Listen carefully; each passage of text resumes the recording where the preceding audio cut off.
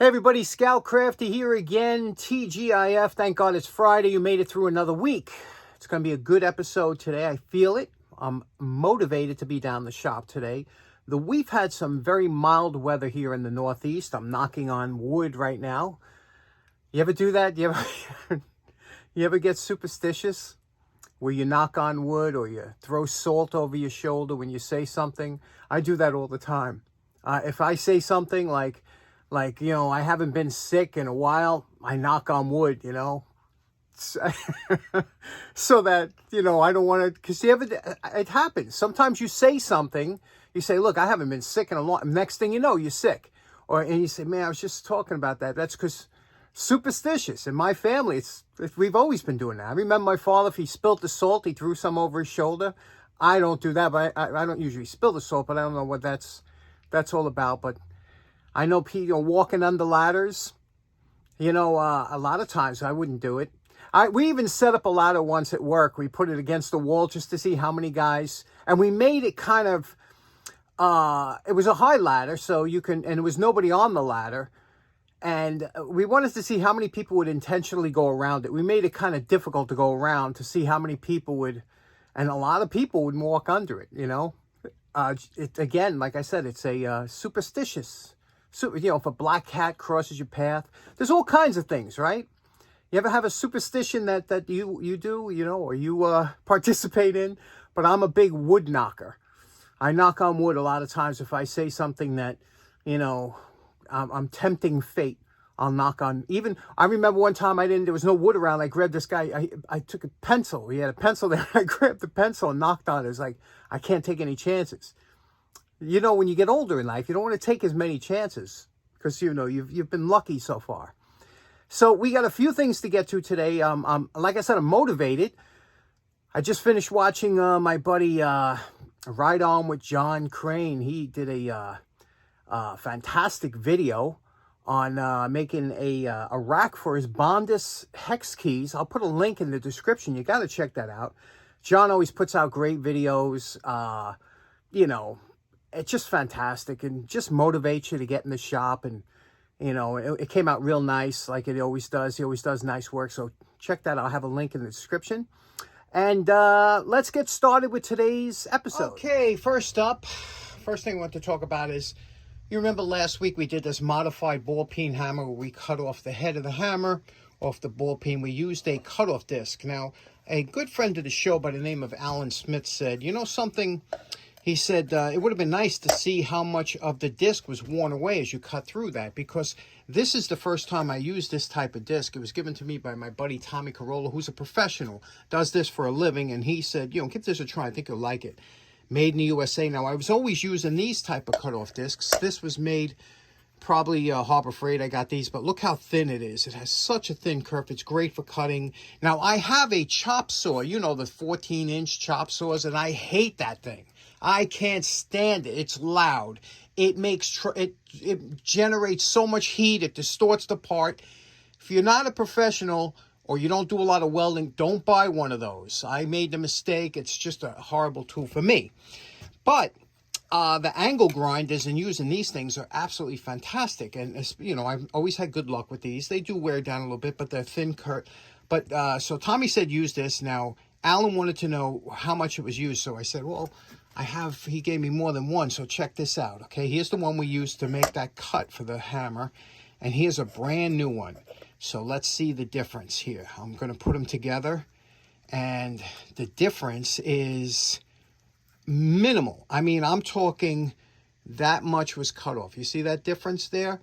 So it's almost, you wouldn't really notice it. It's like a brand new disc. But so these things are really good, and I like the fact it comes with this built-in washer, made in the USA. I'm sure these are not cheap at all, but if you have to use one, you're cutting something, just make sure you wear your face shield or whatever. Although I've never had one of these explode on me because I'm very careful with it. And again, I will knock on wood, but I'm very careful with these. I don't put any lateral stresses on it. Just cut in straight and take your time and let the disc do the cutting. And usually you'll never have a problem. But this one here is a thicker one. It's more heavy duty. And again, the brand here is, I don't even know, Sage Zetec? Anyway, very good disc. Tommy, thanks for that. And Alan, I hope that answers your question. Okay, for today's project, you've seen me use these before many times. These are called calipers. There are inside calipers, outside calipers. There are dividers. You know, you'll see these. And years ago, these were a dime a dozen. Whenever you went to a flea market or something, there was always a couple pair, and they went for $1 or $2. For some reason, the prices of these have skyrocketed, just like a lot of things on eBay. I cannot believe the prices on eBay have gone out of control on things that used to be inexpensive, but I don't know what it is. But so these calipers, you use them to measure inside or outside diameter. You've seen me use them on the channel many times before. I have a whole bunch of, depending on the quality, you're going to pay, you know, more. They all basically do the same thing. I have a pair over here of some inexpensive ones. I bought these from I think Grizzly or something. It was a 3-piece set, and these work fine. I use these on my wood lathe, you know. They work fine. They do the job. You could see here by the way these are riveted on, they're not, you know, as professional as like a Starrett set or something. You could see the difference on how they're attached, you know, the way the riveting is done or whatever. The better the caliper, the more, you know, the prettier it's going to be on the riveting, things like that.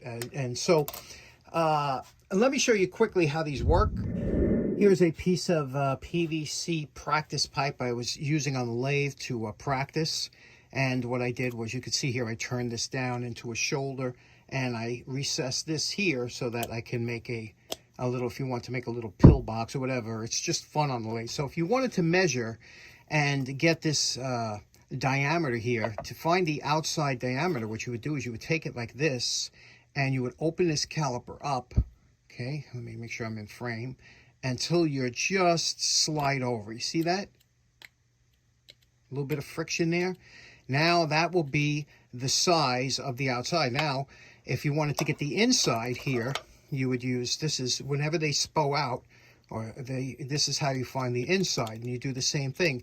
You open this up using the little turn screw here until it's just rubbing. You see, it's just rubbing a little bit. Now, this should be the same as this, and you could transfer it here like that.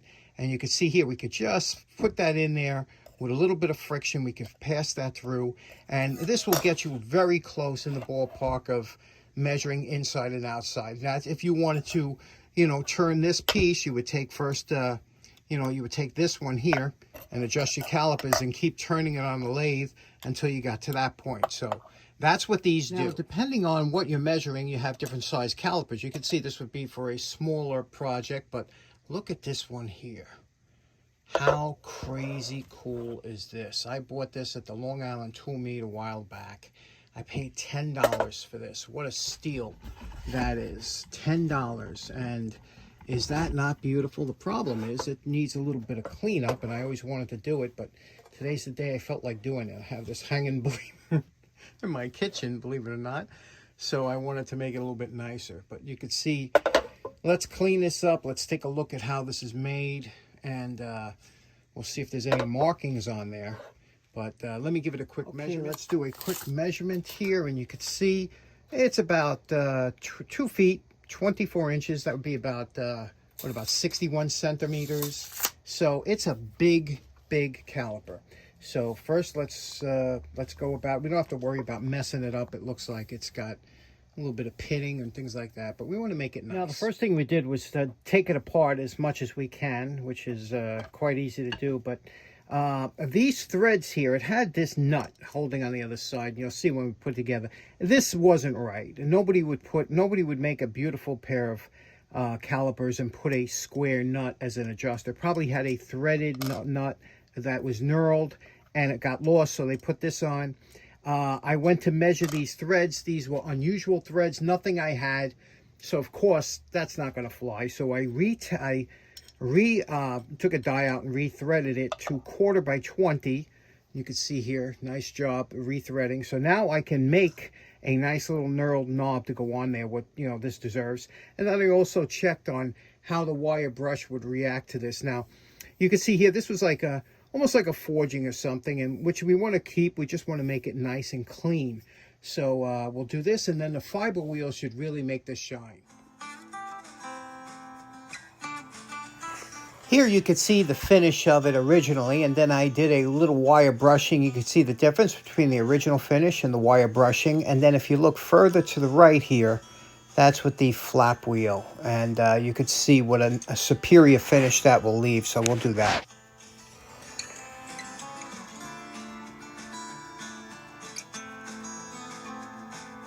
Now, I told you I didn't like this nut on there, so let's make a little knob on here. I always keep scraps of aluminum. Let's get over to the lathe.